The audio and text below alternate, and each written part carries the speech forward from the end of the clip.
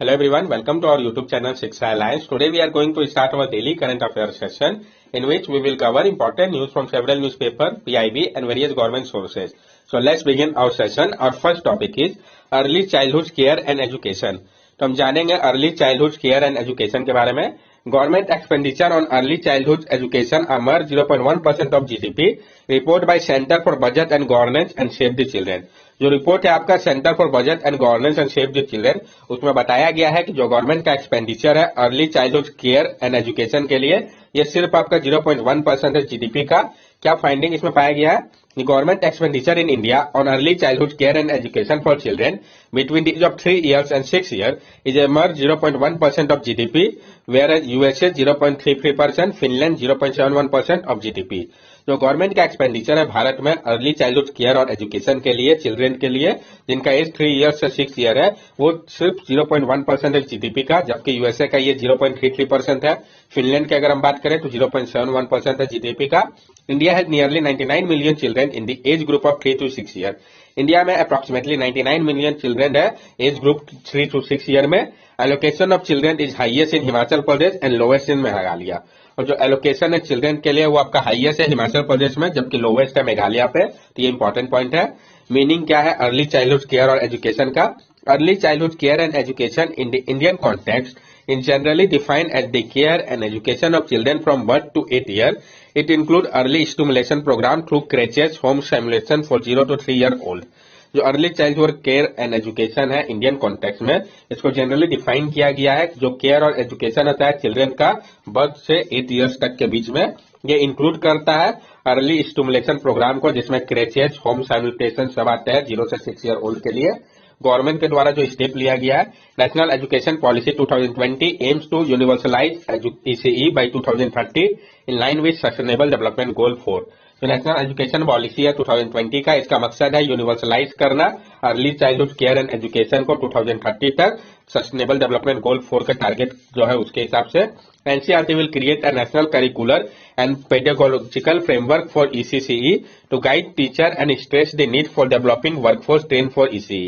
NCERT जो है वो क्रिएट कर रहे हैं एक नेशनल करिकुलर और पेडियोलॉजिकल फ्रेमवर्क को early childhood care and education के लिए, ताकि गाइड किया जा सके टीचर को और स्ट्रेस किया जा सके जो आवश्यकता है डेवलप करने के लिए एक वर्कफोर्स को जो कि ट्रेंड हो. इस पे सार्थक student and teacher holistic advancement through quality education policy 2020 school education.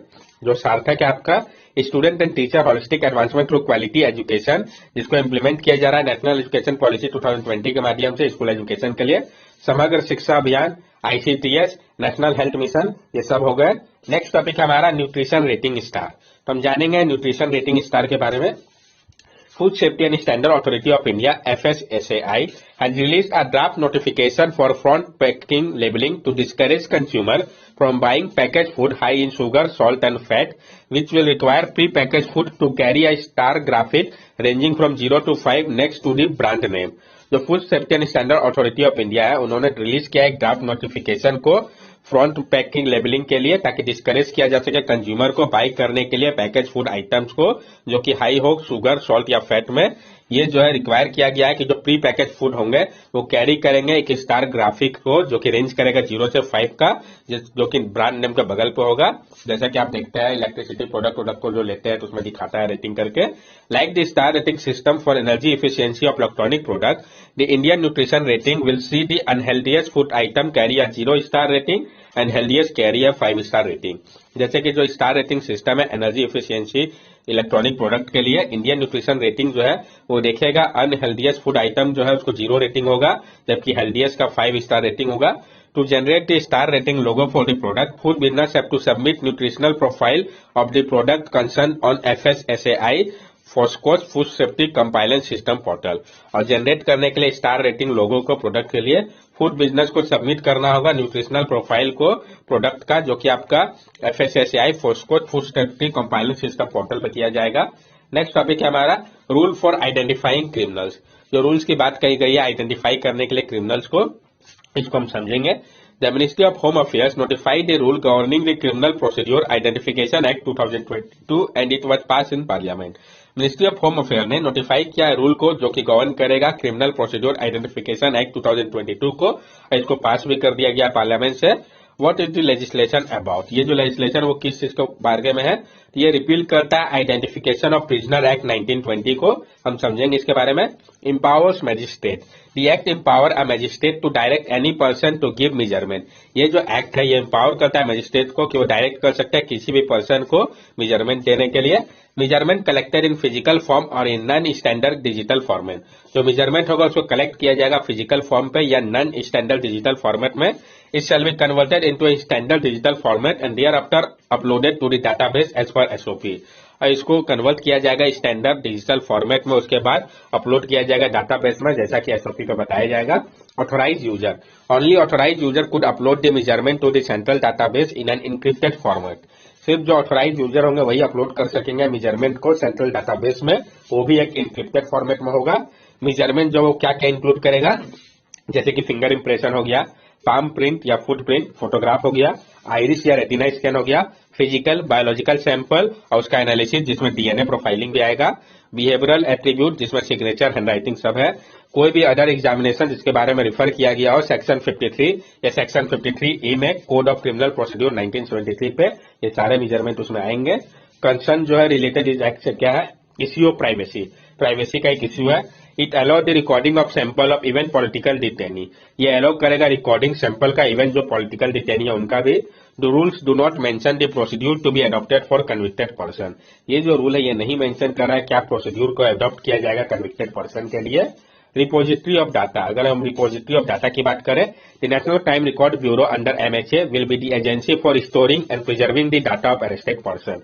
जो नेशनल क्राइम रिकॉर्ड ब्यूरो होगा जो कि मिनिस्ट्री ऑफ होम अफेयर्स के अंतर्गत आता है, ये एजेंसी होगा जो कि स्टोर करेगा प्रिजर्व करेगा डाटा को अरेस्टेड पर्सन का।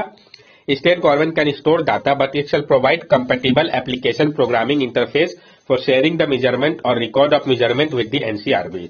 और जो स्टेट गवर्नमेंट है वो स्टोर कर सकते हैं डाटा को, लेकिन उनको प्रोवाइड करना होगा एक कंपेटिबल एप्लीकेशन प्रोग्रामिंग इंटरफेस को जो कि शेयर करेगा मेजरमेंट या रिकॉर्ड को मेजरमेंट का नेशनल क्राइम रिकॉर्ड ब्यूरो के साथ।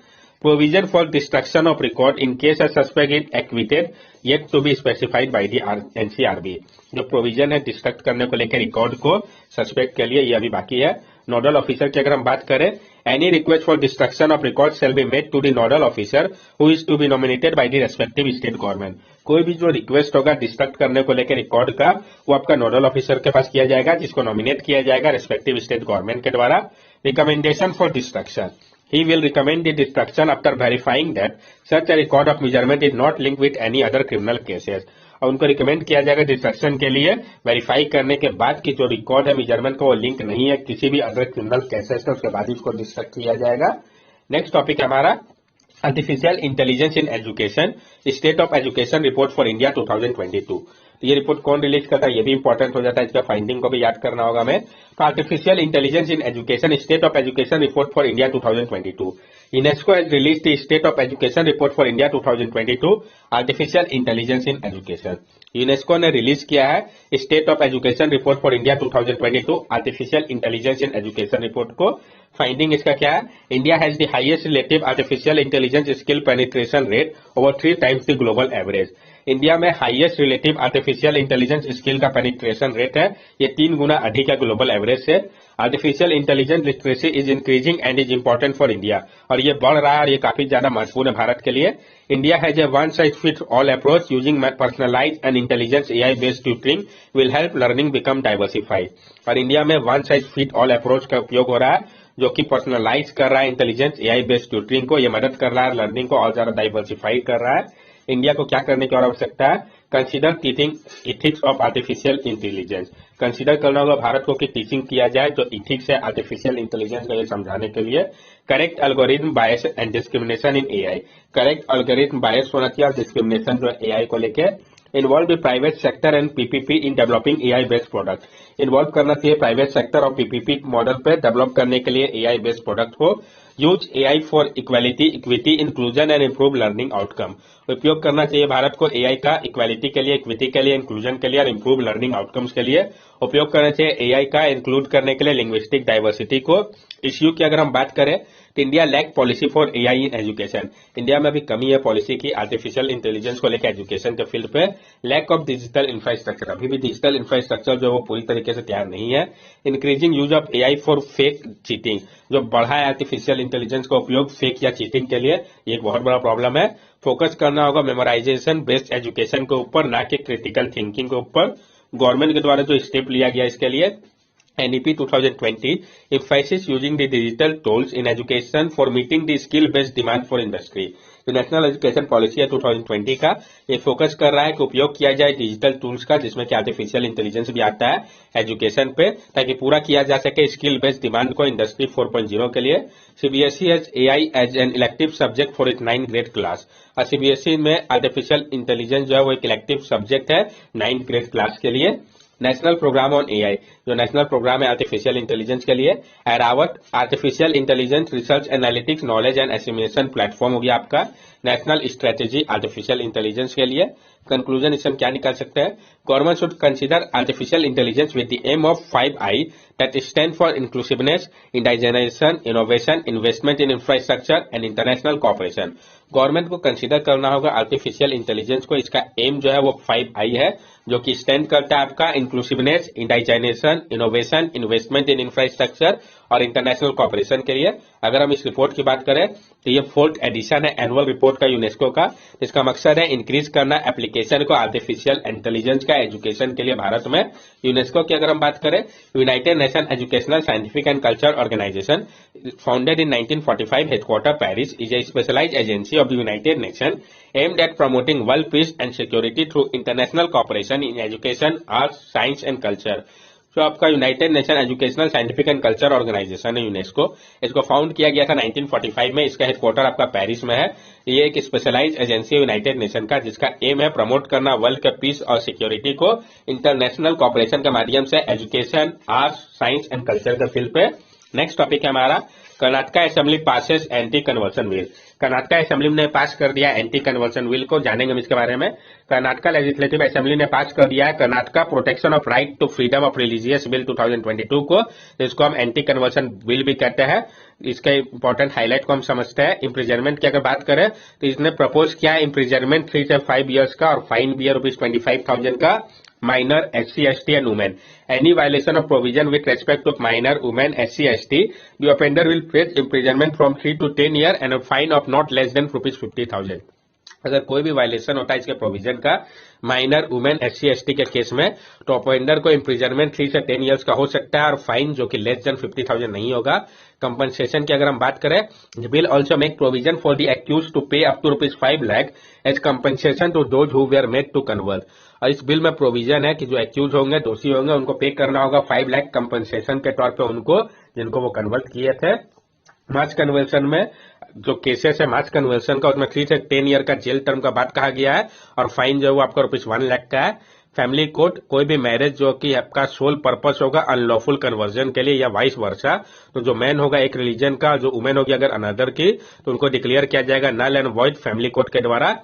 डिक्लेरेशन फॉर कन्वर्सन, जो डिक्लेरेशन होगा कन्वर्सन के लिए, पर्सन जो कि इच्छुक होंगे कन्वर्ट करने के लिए दूसरे फेथ में, उनको डिक्लेरेशन देना होगा एक प्रिस्क्राइब फॉर्मेट में, कम से कम 30 डेज एडवांस में डिस्ट्रिक्ट मजिस्ट्रेट के पास और एडिशनल डिस्ट्रिक्ट मजिस्ट्रेट के पास, वो कन्वर्ट होना चाहते हैं अपने इच्छुक से। Other state which have pass such law, और जो बाकी स्टेट है जिसने इस टाइप का लॉ पहले ही पास कर रखा है, हरियाणा है, अरुणाचल प्रदेश है, छत्तीसगढ़ है, गुजरात है, हिमाचल प्रदेश है, झारखंड है, मध्य प्रदेश है, ओडिशा है, उत्तर प्रदेश है, उत्तराखंड है। कॉन्स्टिट्यूशनल सेफगार्ड की अगर हम बात करें, article 25 guarantee freedom to profess, propagate, practice religious subject to public order, morality and health. जो आर्टिकल 25 है ये गारंटी करता है फ्रीडम टू प्रोफेस, प्रोपोगेट और प्रैक्टिस रिलीजन को, लेकिन सब्जेक्ट है पब्लिक ऑर्डर, मोरालिटी और हेल्थ। लेकिन कोई भी पर्सन जो फोर्स नहीं कर सकते रिलीजियस ब्रीफ को, कंसिक्वेंटली जो पर्सन दूसरा का नहीं है और उसको नहीं कन्वर्ट कर सकते दूसरे रिलीजन में उसके विश के खिलाफ। नेक्स्ट टॉपिक है हमारा not so couple nature of Indian economy. तो जो not so couple nature Indian economy का, इसके बारे में हम जानेंगे ऐसा क्यों कहा गया है। Global rating agency S&P said that even though US and Eurozone are headed to recession, India is unlikely to face the impact given the not so coupled nature of its economy with the global economy।